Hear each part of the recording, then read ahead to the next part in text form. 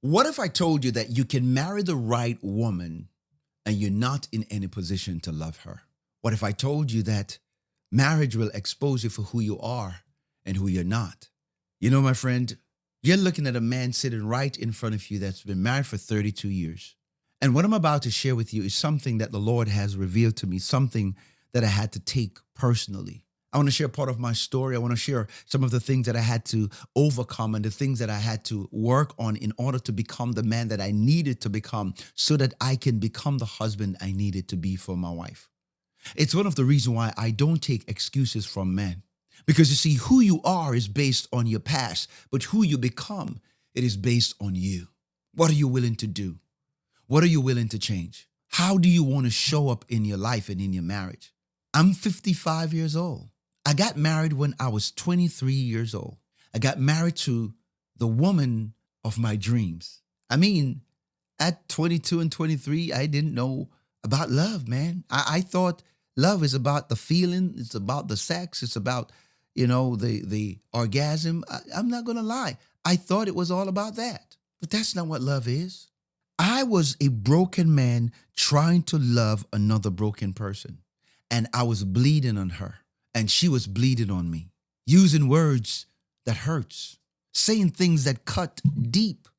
It is incredible that you can meet the right person and you are not in any position to really love them. You can marry the right man and you are not in any position to really love him the way God wants you to love him. You marry the right woman and you're still struggling with your own identity. You're struggling with who you are and what the assignment is and what you're called by God to be and to do. This is real talk, my friend. Because sometimes you're filing for divorce or you're rejecting your spouse and you're asking of your spouse what nobody taught them how to give. What if I told you that for most of my life growing up, I've never heard my mother say, I love you. Can you imagine growing up without a father and not even hearing the word, I love you? You're going to be a good man. You're going to be a good father. You're going to be a wonderful husband when you grow up. Can you imagine that? Listen, I'm 55 years old and I met my father for the first time when I was 48 years old. I believe that was almost 7 years ago this year. That was in 2019. In 2019, I remarried my wife. I took her to Paris. From Paris, I took her to London on a speed train. We spent about 5 days in London, and I think we spent 5 days in Paris, and then we came back to New York where I live. And, the next day, we were on a plane going to Jamaica because that's where we were from. That's the land of our birth, and we were celebrating.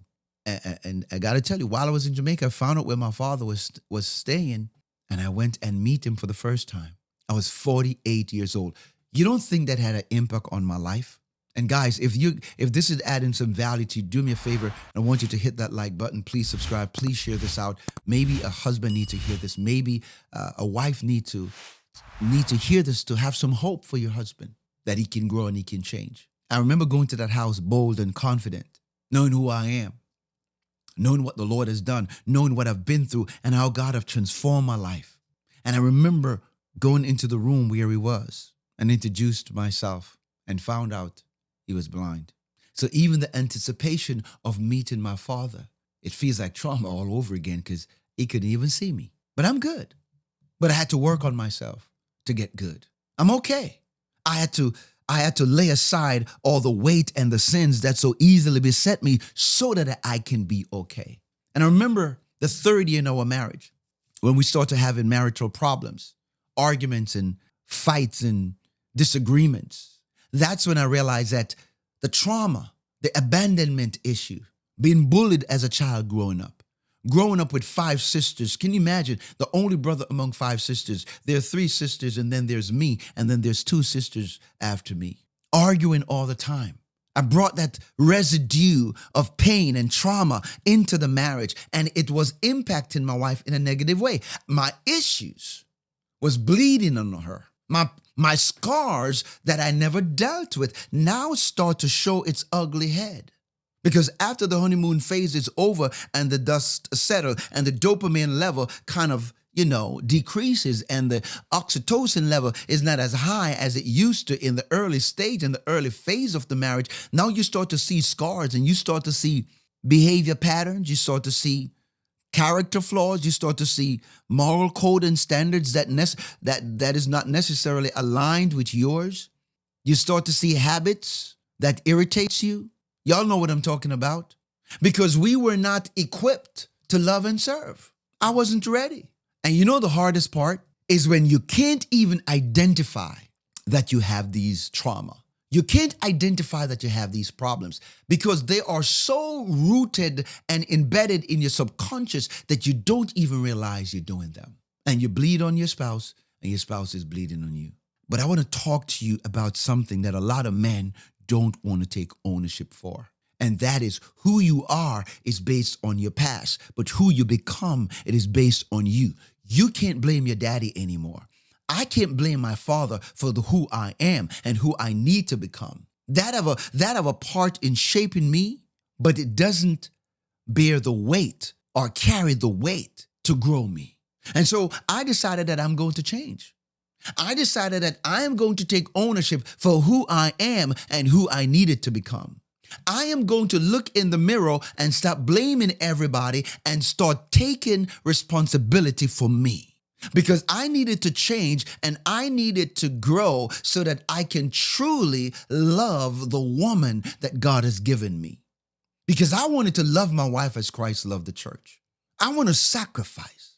I want to be the one that lay down my life every single day for the greater good of the marriage. I want to create an environment that she can thrive and flourish in. I want to be that husband that she can be vulnerable with. And 29 years ago, God revealed to me what I needed to do.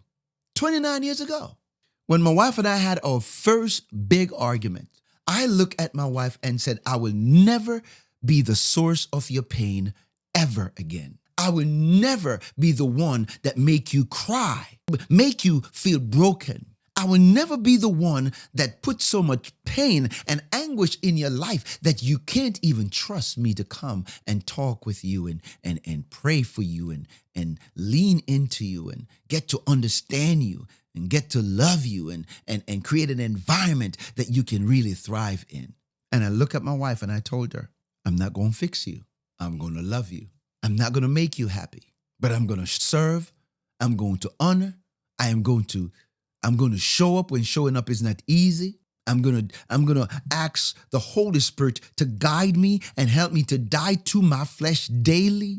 I'm going to use Christ Jesus as the true model of what a godly kingdom man and kingdom husband should be. And I started to read books. I got a hold of Miles Monroe, and God bless Dr. Miles Monroe. He's been so instrumental in my growth to this very day. John Maxwell on leadership. Dale Carnegie, How to Win Friends and Influence People. I've read so many books. Work on myself, went to therapy, and then found out that therapy alone is not the answer. You need a spiritual walk with God. You need a relationship with God. And that's when it changed everything, my friend. Things that I wanted my wife to stop doing, like watching Lifetime TV back in 1995, 96, 97, 98. Lifetime TV was trash. It was no good. But men were cheaters. They were abusers. They were all of that stuff. I never stepped out of my marriage. I could have done it, but I didn't. But why am I sharing this with you? I'm sharing this with you because a successful marriage required two people who are working on themselves, building themselves, becoming a better version of themselves. A successful marriage requires two people who are willing to die to themselves daily and take up the cross of marriage and follow each other, work for each other. A successful marriage requires two people who are willing to serve and honor each other every single day for the rest of your life. A successful marriage is two people that recognize that you are no more two, but you're one. It's one of the reasons why we created the G.R.A.C.E framework. This is something that my wife and I have been working on, and we have been practicing for the last 29 years of our 32 years of marriage. Grace, G.R.A.C.E, grace. The G, God first. Matthew chapter 6, verse 33. You need a relationship with God. You don't, you're not going to survive. You're not going to build your best life. You can tolerate each other in marriage, but you ain't going to build a successful marriage. I'm not asking you. I'm telling you what I live. I'm a testimony. The R, renew yourself. Personal growth and development. Genesis chapter 2, verse 15. God put Adam in the Garden of Eden to work that thing, cultivate that thing, build that thing. And while building, he was building himself. Your trauma, your scars, your pain, got to work on it. The A, agree to honor and respect the covenant of marriage. Genesis chapter 2, verse 24. You leave and cleave. Your mama, your daddy, your sister, your brother, they're not that important more than your wife. If you're going to choose between your spouse and your mother, make sure that you choose your spouse. I tell my sisters all the time that don't make me choose between my wife and y'all, because I'm going to choose my wife every day. I tell the same thing to my mother. God bless her soul. She went home to be with the Lord in 2016. And it's painful, but that's the Lord's doing. We got to keep stepping. So it's critical. It's so important to respect and honor the covenant of marriage.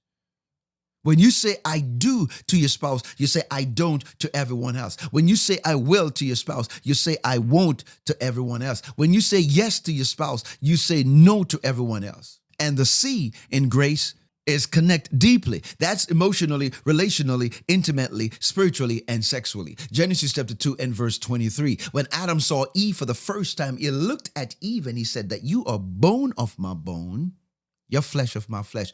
I will call you woman because you came out of me. You relate to Eve on the highest level of consciousness. And that's what you need. Friendship, communication. And then the E in the grace framework is educate and equipped. Proverbs chapter 24, verse 3 and 4. By wisdom, a house is built. By understanding, it is established. And by knowledge, its room is filled with precious and pleasant treasures. What kind of treasures are you filling your house with? Matter of fact, are you treasure hunting for value in your marriage? Love alone does not make a marriage work. It takes wisdom. It takes understanding. It takes knowledge to make a marriage work. You're going to need knowledge about communication, knowledge about conflict resolution, knowledge about managing your emotions and manage yourself, knowledge about finances. You're going to need knowledge about health and wellness. You're going to need knowledge about how to reset your marriage. You're going to need knowledge how to really set boundaries and parameters to protect your relationship. You're going to learn. You're going to need to understand that skills is important to build a successful marriage. It's not about sex. Sex is a byproduct of a good relationship.